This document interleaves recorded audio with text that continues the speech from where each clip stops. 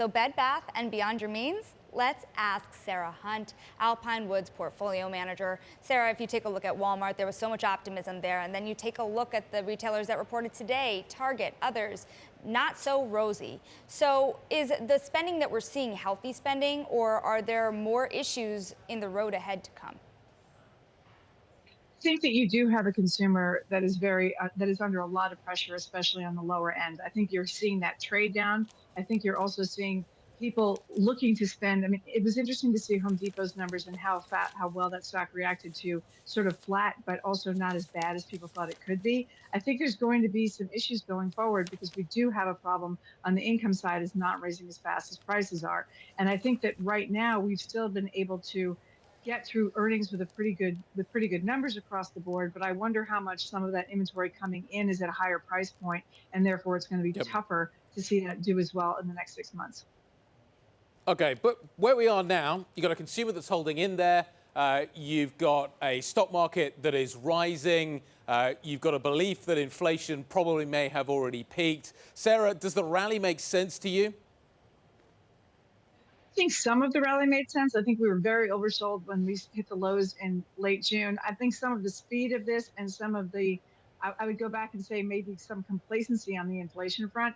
Oil prices have come down, but why have they come down? They've come down partially because we had demand destruction and partially because China is still very slow. Other commodity prices have come down for the same reason. The earnings picture that we're looking to be better again in 2023 versus 2022, that takes into account some of those higher commodity prices. So there's going to be some potential pressure on the earnings front, and that fall off in oil prices was really not because we got a better supply picture or we got something else. We just got a less demand picture, and I'm not sure that that's going to fold into the inflation story the way that people want it to say that yes, that was absolutely peak inflation. You know, you can't get too excited about consumer discretionary being down more than 16% on the year, Sara, but it has led a lot of the more recent rebound. Given what you're saying about the trade downs and the other issues that still exist among the consumer, can we rely on a sector like that to carry us through the year still?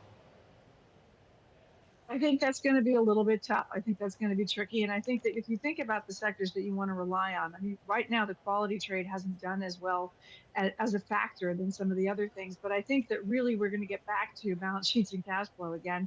And I think that the consumer is in reasonably good shape, but you look at where housing is, you look at how high rents are. I don't see that those prices are easy to bring down in the same way that a drop off in demand for oil has brought oil prices down. So I'm not sure how fast you can get that inflation picture to be as rosy as the Fed wants so that people can see the Fed stop raising rates, which is sort of what I think some of this is based on, is the idea that we're going to hit a point where the Fed is going to stop and then they're going to reverse. So why do you like Amazon? Well, my point on Amazon was just that it rallied back from what we thought was an oversold position because the concerns about the retail side of Amazon. I think Amazon's web Okay. hosting services is in good shape, but I think that stock's also rallied back very nicely. And so some of those areas I'd be a little bit cautious jumping into here. Is there anywhere that you would sell at this point, given that we're seeing some of these sectors really give up some gains? You take a look at the NASDAQ falling to session lows just as we speak, and you wonder if people are starting to take some chips off the table again. I think there's a rotation again, and I think that people are chasing some of those meme stocks and some of those retailers, and I'm not sure that that's a direction that we would be going in either. The energy stocks have come off quite a bit, and I think that there's some interesting opportunities there because I think you have a longer term picture where energy prices are going to stay at levels that make these companies some reasonably good money, and the supply picture does not look like it's about to expand momentously in any near term. So I think there's some places where you have some value still in the market, but I'm not sure. I do think that we're back to the Fed's going to raise rates, and therefore technology stocks are going to Yeah. come off a little bit. And I think that tension is back in the marketplace. So do you see gas prices going back up again? I'm not sure that they go up in the very near term, right? You've got seasonal factors in gasoline, one of which is that summer gasoline is more expensive than winter gasoline. And you do have a bigger driving season in the summer than you do as the months cool off. But I do think that oil prices have come down quite a bit on the back of some of the issues, both on a pricing side for demand destruction in gasoline and because China isn't doing as well, and you've got slowdowns globally. So I don't know that that's a permanent state, but I also think that you've got some issues going into the winter with Europe, and I'm not sure how that's going to affect the price of oil specifically, but I definitely think that the energy complex is going to struggle with what's going on in Europe. And how does that complicate the inflation picture once again, Sarah? Because on one hand, you do have an easing right now, but even if it's not before November, the midterm season, then you still have potentially higher energy prices ahead, and therefore another inflationary pressure in the middle of a Fed hiking cycle. Does that throw everyone's predictions off into next year? This is one of the reasons that I said, oil prices coming down, which helps the current inflation picture, isn't necessarily a permanent state. And it also doesn't mean that they're going to go right back up again.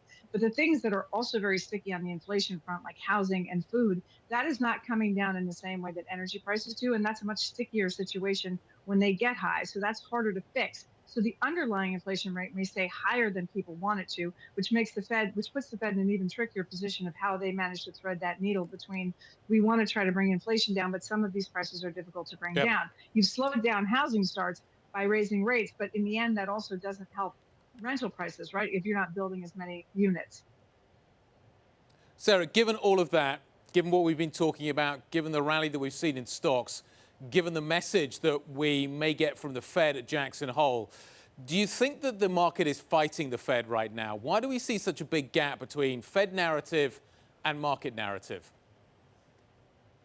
I think that partially the market has decided that the Fed is going to be in a situation that they would prefer, which is we're going to hit once more in September and then we're going to pause and then maybe the next move isn't higher. I'm not sure that the Fed wants that to be the message that came across. And I think that you may see some pushback in Jackson Hole. You may also see a lot of people come out and say, we still have to worry about some of these underlying factors. So I think it's going to be a really tough.